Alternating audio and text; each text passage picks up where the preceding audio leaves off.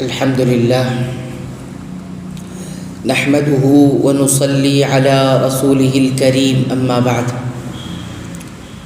أعوذ بالله من الشيطان الرجيم بسم الله الرحمن الرحيم وإذ أخذنا ميثاقكم ورفعنا فوقكم الطور خذوا ما آتيناكم بقوة واذكروا ما فيه لعلكم تتقون۔ اور جب ہم نے تم سے عہد و پیمان لیا اور ہم نے تمہارے اوپر طور پہاڑ کو بلند کر دیا، تم جو کچھ ہم نے تمہیں عطا کیا ہے اس کو مضبوطی سے تھام لو اور جو کچھ اس میں ہے اس کو یاد کرو تاکہ تم تقوی والے ہو جاؤ۔ سورہ البقرہ کی آیت نمبر 63 کی تلاوت کی گئی ہے اور اس کے معانی کا ترجمہ آپ حضرات کی خدمت میں رکھا گیا۔ اللہ تعالیٰ نے بنی اسرائیل کو یہ بات یاد دلائی کہ اللہ تعالیٰ نے ان سے ایک وعدہ اور عہد لیا ہوا ہے، اس بات کو یاد دلایا اور اس عہد کو اچھی طرح مضبوطی سے تھامنے کا ذکر بھی کیا۔ فرمایا وَإِذْ أَخَذْنَا مِيثَاقَكُمْ، یعنی اس وقت کو بھی یاد کرو کہ جب ہم نے تم سے وعدہ لیا، میثاق لیا۔ المیثاق کس کو کہا جاتا ہے؟ میثاق کہتے ہیں بہت ہی مضبوط اور بھاری بھرکم جس میں تاکید ہو، اس وعدے کو کہا جاتا ہے اور یہی اللہ تعالیٰ نے ان سے لیا۔ وَسُمِّيَ بِذَلِكَ، کہتے ہیں کہ میثاق کو میثاق اس لیے کہتے ہیں کیونکہ یہ وثاق سے بنا ہوا ہے، لفظ وثاق سے یہ میثاق بنا ہوا ہے جس کا ہم وعدہ اور عہد و پیمان جس کو کہتے ہیں۔ تو وثاق کس کو کہتے ہیں؟ تو وثاق اس رسی کو کہا جاتا ہے جس رسی سے قیدی کو باندھا جاتا ہے مضبوطی سے۔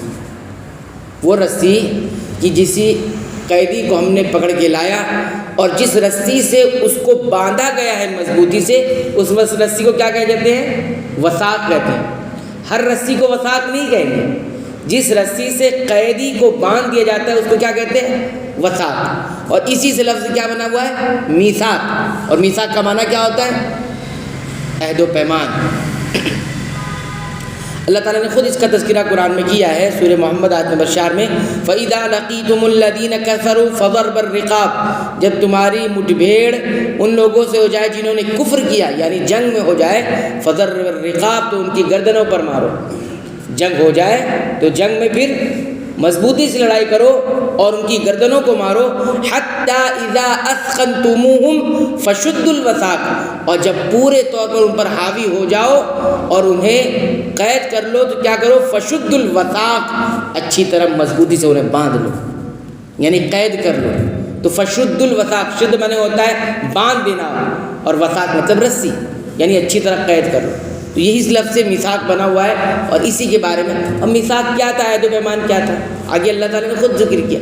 تمہیں ایمان لانا ہے انبیاء پر اور ان کی تعلیمات پر، یہی ہے میثاق۔ ہم سب اللہ سے عہد لے کر آئے ہیں، اب اس عہد کو دنیا میں آ کر توڑتے ہیں، یعنی ایمان نہیں لاتے ہیں اور ایمان لانے کے بعد اللہ کی مرضی کے مطابق نہیں چلتے ہیں، تو گویا ہم اس عہد و پیمان کو توڑ رہے ہیں۔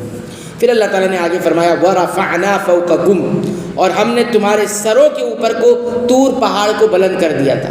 وہ یوں تھا کہ اللہ تعالیٰ نے ان کو ڈرانے کے لیے کہ جو ہم نے تم کو میثاق پر عہد و پیمان تم سے لیا ہے اس کو مضبوطی سے تھامنے کے لیے، مضبوطی سے پکڑنے کے لیے، تو اگر تم نہیں کرتے ہو تو دیکھو یہ طور پہاڑ ہم اٹھاتے ہیں اور تمہارے سروں کے اوپر، اور اگر تم نے اس کو نہیں تھاما تو ہم تمہارے اوپر گرا دیں گے۔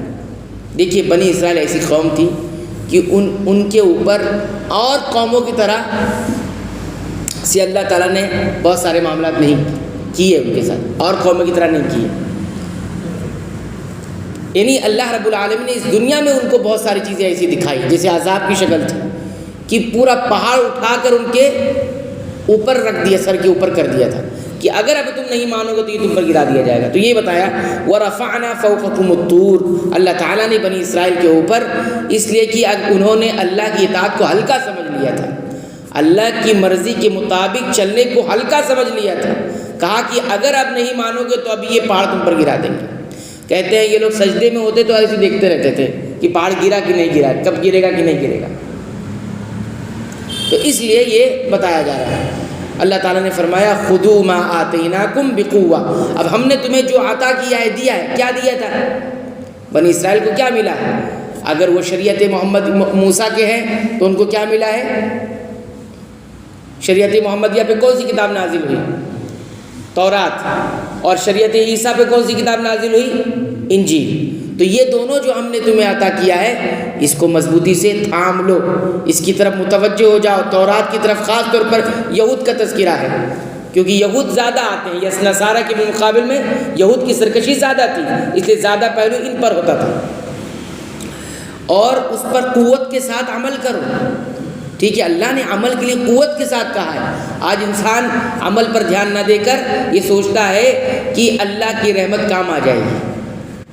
علماء یہ کہتے ہیں کہ اللہ کی رحمت پر بھروسہ کر کے عمل نہ کرنا اور اللہ کی رحمت پر بھروسہ کر کے گناہ کرتے رہنا, یہ شیطان کی سب سے بڑی چال ہوتی ہے اور یہ دھوکہ ہوتا ہے.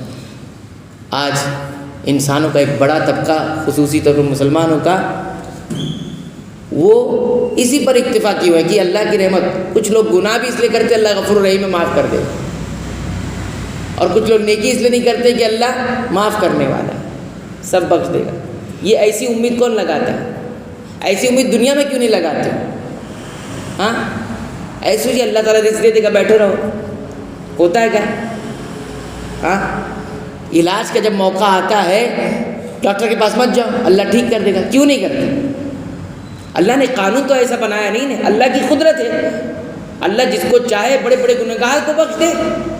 اس نے کہا ہے اس کی رحمت اتنی زیادہ ہے, لیکن رحمت حاصل کرنے کے اس نے ضابطے رکھے ہیں, رحمت حاصل کرنے کے اس نے اسباب رکھے ہوئے ہیں, اور انسان اس اسباب کو اختیار نہیں کرے اور پھر اللہ تعالیٰ پر.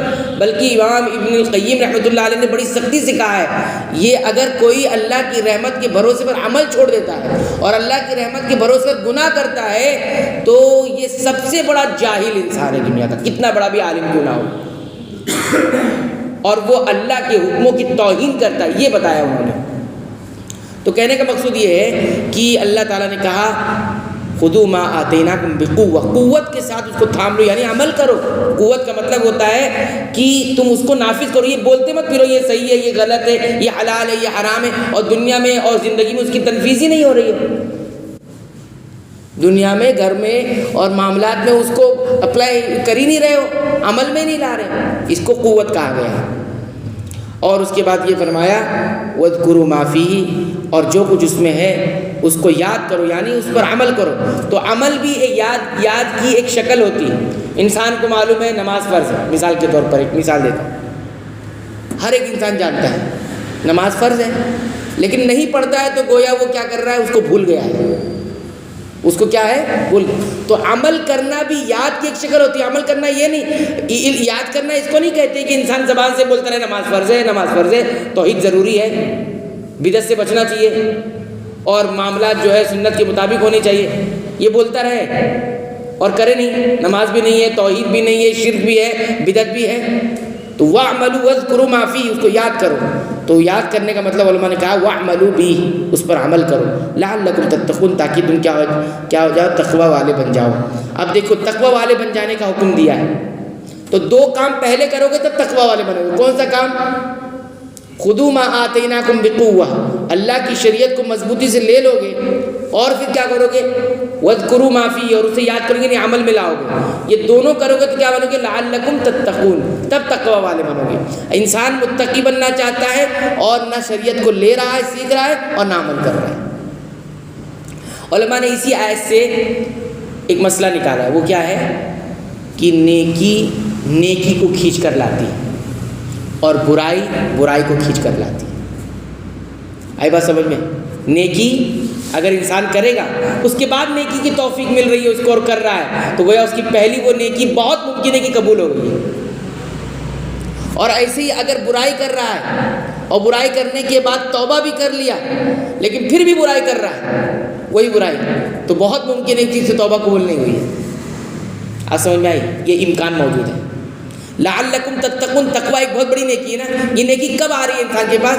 جب وہ اللہ کی شریعت کو تھام رہا ہے، جو ایک خود ایک بہت بڑی نیکی ہے، اور اللہ کی شریعت کو سیکھنے کے بعد اس کو عمل کر رہا ہے، یہ خود ایک بہت بڑی نیکی ہے. یہ دو نیکی اس کے بعد کون سی نیکی آ رہی ہے؟ تقوی کی نیکی آ رہی ہے. تو علماء نے کہا کہ نیکی کو کھینچ کر لے کر آتی ہے. ٹھیک ہے. ایسے آپ دیکھیے روزے کے بارے میں دیکھیے، یا ایھا الذین آمنوا کتب علیکم الصیام کما کتب علی الذین من قبلکم لعلکم تتقون.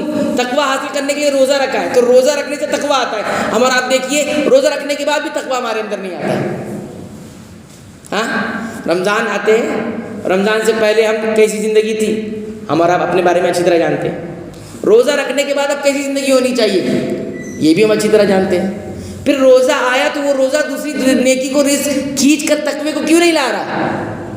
تو علماء نے یہ بھی کہا ہے کہ انسان کی نیکیوں کی قبول ہونے کی علامتوں میں سے ایک علامت یہ ہے کہ انسان کو ایک نیکی کے بعد دوسری نیکیوں کی توفیق ملے.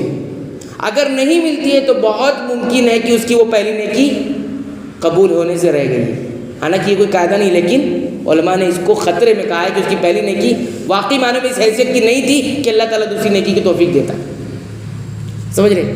اس لیے نیتوں کا اثر بھی نیکی سے پہلے بہت زیادہ رہتا ہے. نیکی کرنے سے پہلے نیت اچھی رکھو کہ اس نیکی کے بعد میں صحیح ہو جاؤں گا، صحیح ہونا ہے مجھے، تب آپ کی وہ نیکی دوسری نیکی کھینچ کر لائے گی. اس لیے دیکھیں گے ہر عبادت کے بعد، ہر نیکی کے بعد اللہ نے کچھ ایسی نیکی رکھی ہے جو معیار طے کر دیتی ہے اس پہلی نیکی کے قبول ہونے کا یا رد ہونے کا. دیکھیے نماز پڑھ کے جاتے ہیں ہم لوگ، نماز سے پہلے بھی سنتیں ہیں اور نماز کے بعد بھی سنتیں. اب انسان فرض نماز پڑھ لیا تو سنت پڑھتا ہے تو اس کا جو فرض ہے وہ کیا ہوتا ہے؟ گویا اللہ کے یہاں وہ قبول ہونے کے لائق ہو گیا. ایسی دیکھیے رمضان کا روزہ آیا، اب پورا روزے ختم ہو جاتے ہیں، اس کے بعد کون سے روزے آتے ہیں؟ اس کا حکم ملا ہے شوال کے روزے. تو علماء یہ کہتے ہیں کہ رمضان کی نیکی یا رمضان کے جو روزے ہیں وہ اگر واقعی میں قبول ہوئے ہیں یا کچھ لائق بنے ہیں تو شوال کے روزے کی توفیق ملنا چاہیے. اگر اس کی بھی توفیق مل گئی تو بہت ممکن ہے کہ رمضان کے وہ روزے اللہ کے یہاں کچھ لائق ہو گئے. سمجھ میں آئی بات؟ اس طرح ہر ایسی دیکھو زکوٰۃ ہے، زکوٰۃ کے بعد نفلی صدقات کا ایک نظام سسٹم اللہ نے رکھا ہوا ہے. تو زکوٰۃ مقبول ہوئی کہ نہیں مقبول ہوئی، نفلی صدقات وہ کرتا ہے کہ نہیں کرتا ہے، اور وہ واجبات ادا کرتا ہے کہ نہیں کرتا ہے. آپ دیکھیں رمضان میں کتنی نیکی انسان کرتا ہے، تلاوت کی طرف آ گیا، بہت سارے گناہوں سے اپنے آپ کو دور کر لیا، لیکن رمضان کے بعد وہی گناہ جو پہلے تھے رمضان سے پہلے وہ بھی اور شروع ہونے گئے. نمازیں جیسی پہلے چھوڑنی تھی ویسی شروع ہو گئی. ایسا ہم دیکھ رہے ہیں. حقیقی اللہ کو معلوم ہے، ہر بندہ اپنے بارے میں وہ خود جانتا ہے، لیکن بظاہر جو ہمیں دکھائے. بہرحال اس آیت سے جو چیز بتائی گئی ہے وہ یہی ہے لعلکم تتقون. یہ دو کام کرو گے تو تقوی آئے گا. تقوی ایسی چیز نہیں بلکہ نیکی کرنے سے تقوی آتا ہے، اور تقوی ایک بہت بڑا مقام ہے شریعت کا، ایک بہت بڑی منزل ہے جس پر بندہ فائز ہوتا ہے. اور اسی تقوی کی بنیاد پر اللہ نے جنت کی وراثت کا وعدہ فرمایا ہے نا. جنت کے وعدہ کس سے فرمایا؟ ہر کسی سے تو نہیں فرمایا بلکہ تقوی والے سے فرمایا. تقوی کی مراتب بھی ہوتی ہے. بہرحال یہ آیت نمبر 63 آپ حضرات کی خدمت میں اس کی تفسیر بیان کی گئی. اب آگے پھر انشاءاللہ آیت نمبر 64 کی طرف تفسیر کی طرف ہم جائیں گے. اللہ تعالیٰ سے دعا ہے رب العالمین تو ہمیں قرآن حکیم کی پابندی سے تلاوت کی توفیق عطا فرما، اس کو سمجھ کر پڑھنے کی توفیق عطا فرما، اس کے مطابق عمل کی توفیق عطا فرما. رب العالمین تو ہمیں بخش دے، ہمارے والدین کو بخش دے، تمام اہل ایمان، اہل اسلام، اہل توحید کو بخش دے. آمین.